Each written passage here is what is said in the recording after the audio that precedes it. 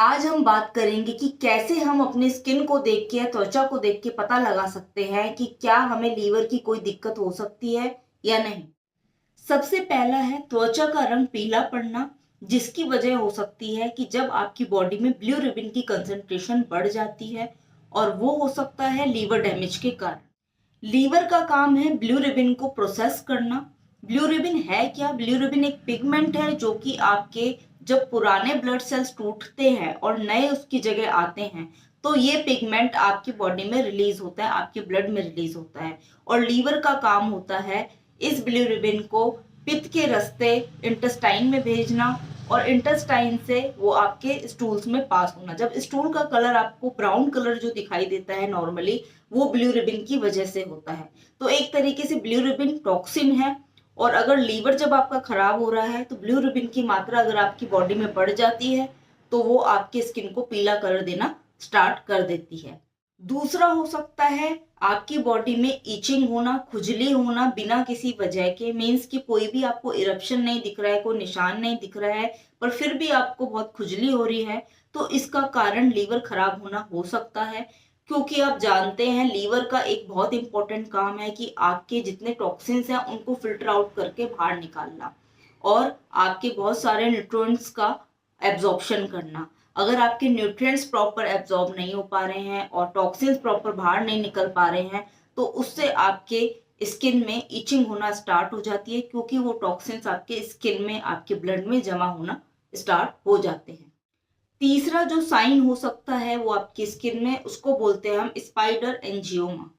Spider एंजियोमा का मतलब है कि जब आपकी स्किन में रेड डॉट के साथ मल्टीपल रेडिएटिंग लाइंस दिख रही हों, जो कि एक मकड़ी जैसा दिखता है, अगर वो मल्टीपल आपकी स्किन में दिखे तो वो आपके लीवर खराब होने का संकेत हो सकता है। और इसके होने का कारण क्या है? क्योंकि लीवर आपके बहुत सारे हार्मोन्स को मेटाबोलाइज करता है। उनमें से एक होता है एस्ट्रोजन।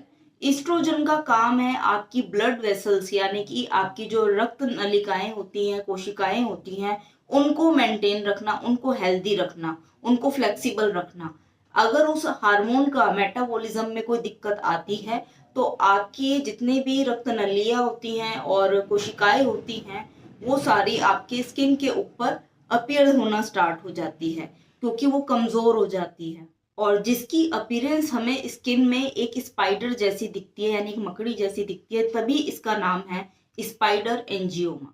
चौथा साइन हो सकता है आपकी हथेलियां ज्यादा लाल दिखना। इसको हम बोलते हैं पाल्मर एरिथमा।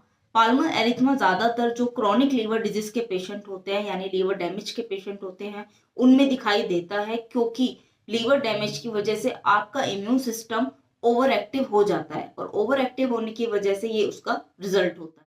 पांचवा है ज़ैंथोमा। ज़ैंथोमा एक येलोइश कलर का पिगमेंट होता है जो कि आपकी अपर आईलिड के ऊपर जमना स्टार्ट हो जाता है। और वो होता क्यों है? क्योंकि आपका जब लीवर खराब होता है तो कोलेस्ट्रॉल का मेटाबॉलिज्म अफेक्ट होता है। कोलेस्ट्रॉल प्रॉपर तरीके से मेटाबोलाइज नहीं होता है, और वो आपके ब्लड में इकट्ठा होना स्टार्ट हो जाता है, जिसका रिजल्ट आपको आपकी आईलिड पे मिलेगा। लास्ट वन है पेपर मनी स्किन।